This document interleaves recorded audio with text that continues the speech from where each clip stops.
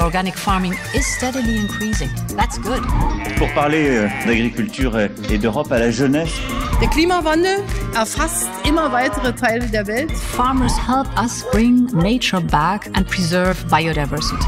Ceux qui sont dans le rouge s'en sortent quand ils font plus vert. La qualité dans ce pays, elle doit être là pour tous.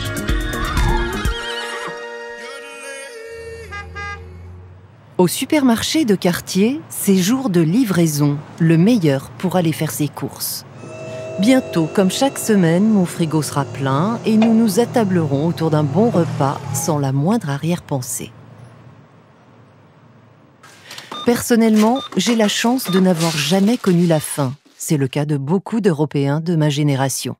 D'ailleurs, au tout début de la pandémie, ce n'est pas sur la nourriture que se sont jetés les consommateurs des pays occidentaux, c'est sur le papier toilette. Allez comprendre. Il faut dire que dans leurs déclarations publiques, les responsables politiques l'avaient martelé, le virus ne provoquerait aucune pénurie alimentaire. Et effectivement, nos habitudes alimentaires en Europe n'ont pas été perturbées.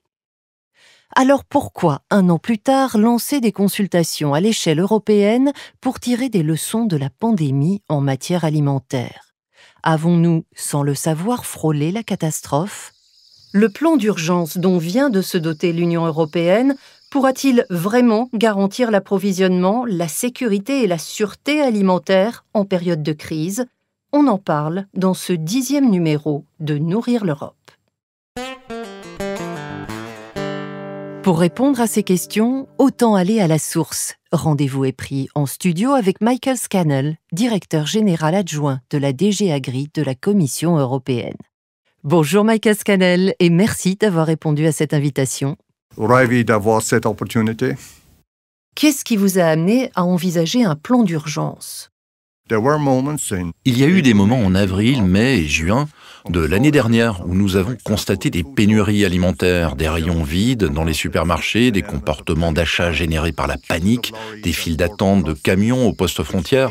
On a vraiment eu peur d'être confronté non seulement à une crise sanitaire, mais aussi à une crise de sécurité alimentaire. Cela nous a conduit à revoir fondamentalement notre approche de la sécurité alimentaire afin de nous assurer que nous sommes équipés pour faire face à de nouvelles menaces potentielles, car en réalité, il ne s'agit pas d'un événement ponctuel, de nouveaux problèmes risquent d'apparaître.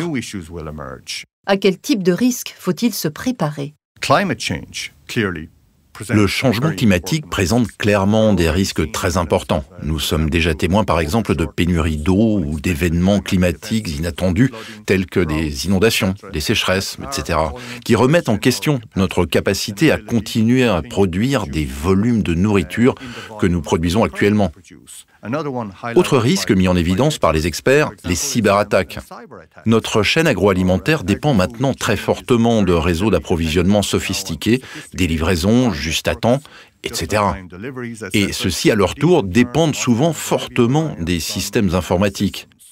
Et si vous ajoutez à cela les risques habituels auxquels vous êtes confrontés en cas de crise, par exemple une mauvaise communication, des ruptures de communication, l'opportunisme politique, vous obtenez un cocktail politique à même de générer des problèmes importants. Donc, il nous faut nous préparer à de telles éventualités. Donc, pour améliorer la résilience du système alimentaire européen, y compris dans le secteur de la pêche, et ce, sans compromettre la sécurité alimentaire, vous proposez un forum de concertation permanente qui inclut des pays non membres de l'Union. Quelle est sa mission ? Il faut tout d'abord et avant tout désigner les points de contact, définir clairement les rôles et les responsabilités. C'est une leçon de la Covid et des crises précédentes. La première question qui se pose toujours dans ce genre de situation est « qui dois-je contacter ?» Vous avez besoin d'identifier clairement qui est responsable, de quoi ils sont responsables, comment ils peuvent être contactés. Nous allons devoir identifier les plus grands risques potentiels pour nos systèmes de sécurité alimentaire, déterminer comment il nous faudra réagir, comment communiquer, comment collaborer avec les parties prenantes privées, les agriculteurs, les fabricants, les distributeurs, les détaillants, etc. Vous parliez plutôt des files de camions bloqués aux frontières au début de la pandémie. Est-ce que la crise n'a pas mis en évidence les limites de l'approvisionnement juste à temps, qui est le modèle de référence en Europe? Oui, je pense que l'un des problèmes qui se posent dans ce contexte est de savoir dans quelle mesure les exploitants du secteur alimentaire sont trop dépendants des systèmes de livraison juste à temps. La réflexion est déjà bien engagée sur ce sujet, mais nous ne devrions pas également perdre de vue les avantages du système de livraison juste à temps. Merci beaucoup, Michael Scadden. C'était un plaisir. Merci. La livraison juste à temps permet en effet d'éviter les coûts liés au stockage de denrées alimentaires périssables qu'il faut renouveler régulièrement. Mais si une crise quelconque devait compromettre l'acheminement des vivres, des villes comme Paris ou Bruxelles tiendraient à peine 3 jours. Cette estimation, vous la trouverez dans un ouvrage intitulé « Manger demain », paru cette année. Son auteur, le Français Frédéric Wallet, est économiste à l'Institut national de recherche pour l'agriculture, l'alimentation et l'environnement. Et ses recherches se concentrent justement sur la sécurité alimentaire. Bonjour Frédéric Wallet, bienvenue dans Nourrir l'Europe. Bonjour. Alors, faut-il, au nom de la sécurité alimentaire, revoir le modèle du juste à temps et en revenir au bon vieux stock comme le font toujours la Chine et l'Inde, par exemple ? Ce modèle du juste à temps pose problème dans la mesure où aujourd'hui, on a décidé de se passer de stock. C'est une stratégie qui ne prend pas en compte la survenance de crise, la survenance de risques qui pourraient toucher les territoires et les populations, que ce soit des risques de type climatique, des risques de type pandémique ou encore des crises sociales. Par exemple, une grève des camionneurs pourrait poser ce type de problème. Donc, ce modèle de juste à temps, on en voit les limites. Et on en voit d'autant plus les limites que dans le contexte actuel, le risque de crise s'est aggravé. Et donc, des stocks au niveau national, mais aussi au niveau local, pourraient être une solution, effectivement. La pandémie a littéralement dopé les circuits courts. Est-ce que finalement, promouvoir la consommation de produits locaux n'est pas la meilleure façon de garantir notre sécurité alimentaire ? Hormis quelques cas particuliers où on a manqué de produits dans les rayons, il n'y a pas eu de grand marasme alimentaire à l'échelle européenne. Les experts pensent qu'une relocalisation totale est une utopie et pourrait fragiliser la politique agricole commune telle qu'elle est construite aujourd'hui. Elle s'est engagée dans la voie d'une souveraineté à l'échelle de l'Union européenne. Une solution intéressante à partir du moment où tout le monde joue le jeu d'une solidarité européenne pour à la fois la production agricole, mais aussi les débouchés de cette production. En revanche, la crise Covid l'a montré, elle pose des questions de concurrence interne. Donc, effectivement, une relocalisation, une reterritorialisation de la production alimentaire permet de nourrir la population en proximité et donc d'assurer une certaine forme d'autonomie alimentaire des territoires. Mais les territoires sont eux aussi soumis à un certain nombre d'aléas. Un meilleur équilibre entre dépendance au flux d'importation intra- et extra-européen et production locale semble une solution qui serait à privilégier. S'il y a bien un secteur dépendant des importations hors UE, c'est celui de l'élevage. En Europe aujourd'hui, 80% de l'alimentation animale est importée. Les intérêts des fabricants européens d'aliments destinés aux animaux d'élevage et d'aquaculture sont défendus par la FEFAC, l'organisation professionnelle du secteur basée à Bruxelles. Alexander Döring est son secrétaire général.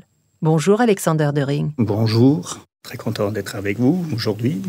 La FEFAC contribue à la réflexion actuelle sur la sécurité alimentaire européenne en cas de crise. Quel est votre rôle dans ce dispositif ?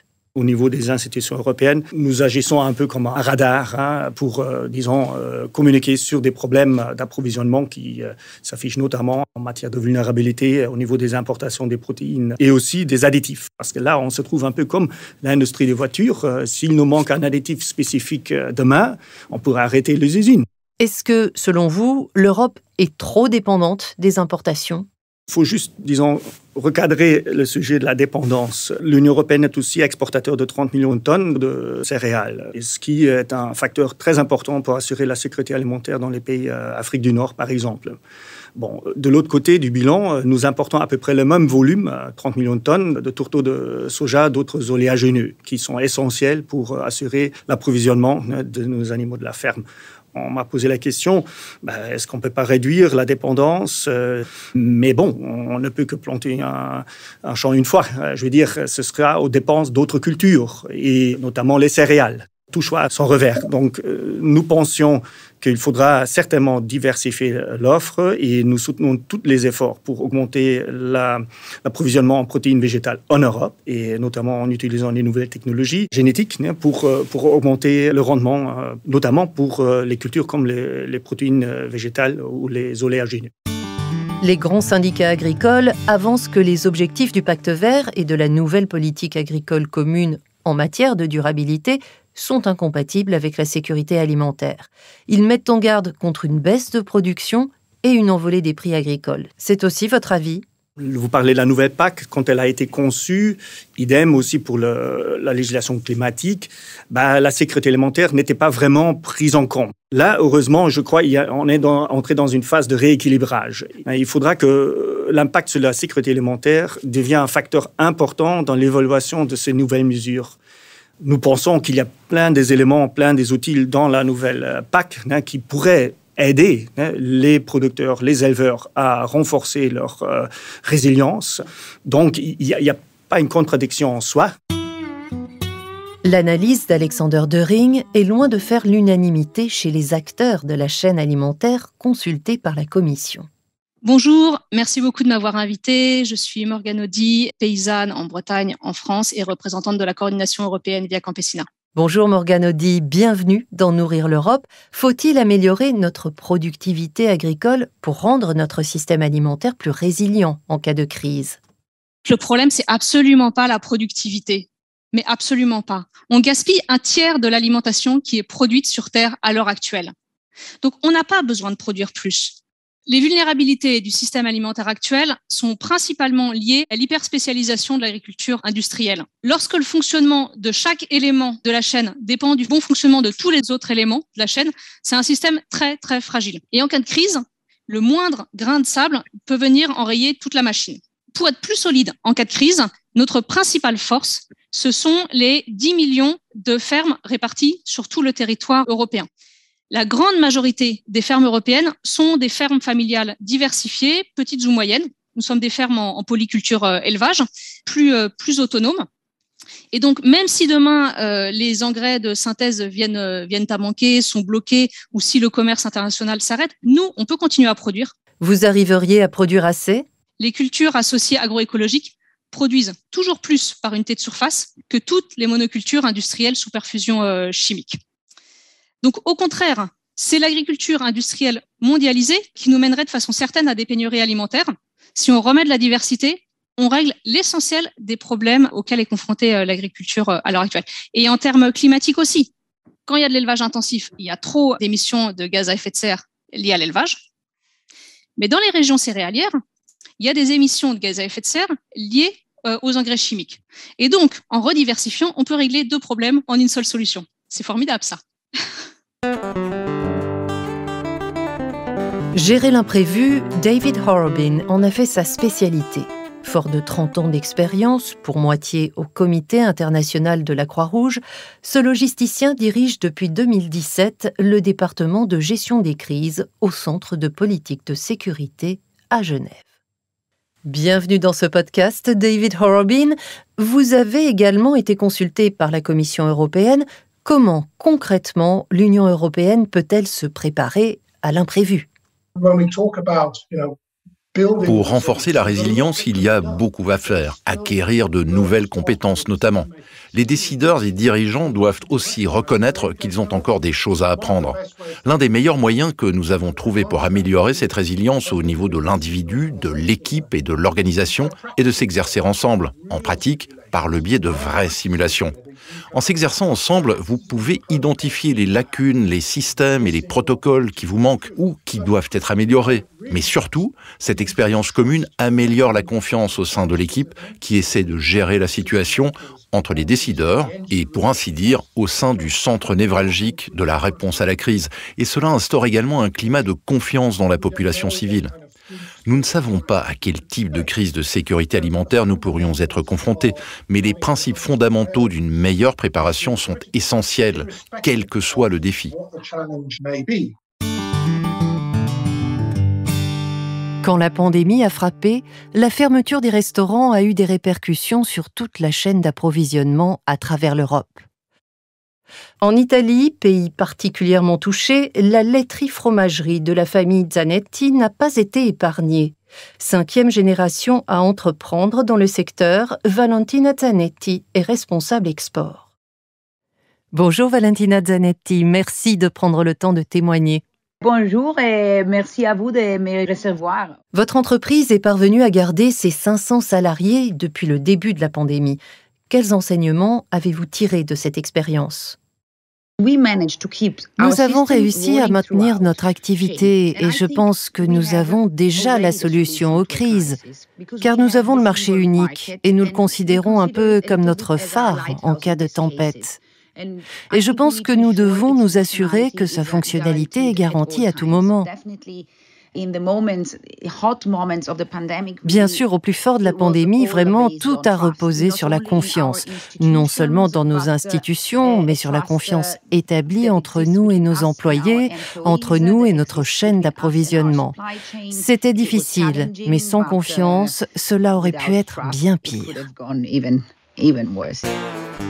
Au terme de ces échanges, il apparaît que la pandémie a certes mis en évidence les vulnérabilités de notre système alimentaire, mais aussi sa résilience et sa capacité d'adaptation en période de crise. Face à l'imprévu, il n'y a bien sûr pas de solution toute faite, mais une volonté de mettre en place tous les outils de réflexion nécessaires à une réaction rapide. C'est justement ce que vise la mise en place du plan d'urgence adopté par la Commission européenne. Merci à tous mes invités pour leur contribution à ce podcast. Le prochain numéro de Nourrir l'Europe sera déjà le dernier de l'année, l'occasion idéale pour vous parler des fêtes de fin d'année. D'ici là, portez-vous bien. Organic farming is steadily increasing. That's good. Pour parler d'agriculture et d'Europe à la jeunesse. Der Klimawandel erfasst immer weitere Teile der Welt. Farmers help us bring nature back and preserve biodiversity. Ceux qui sont dans le rouge s'en sortent quand ils font plus vert. La qualité dans ce pays, elle doit être là pour tous.